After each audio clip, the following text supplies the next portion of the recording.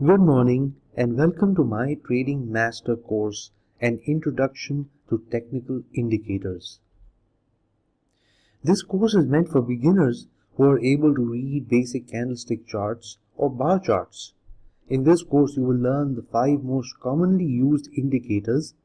These indicators are the moving averages, the Bollinger Bands, the MACD, the Relative Strength Index, and the Stochastic Oscillator.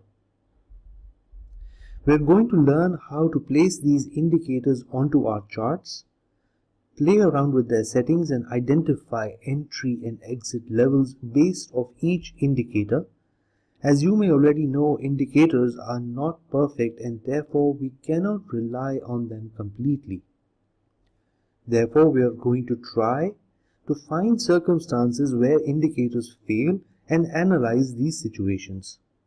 With a firm understanding of the positive and the negative points of indicators, you can choose one or two of the indicators that you find most comfortable to work with, and thereby refine your trading skills to the next level. So let's get started and I'll see you inside.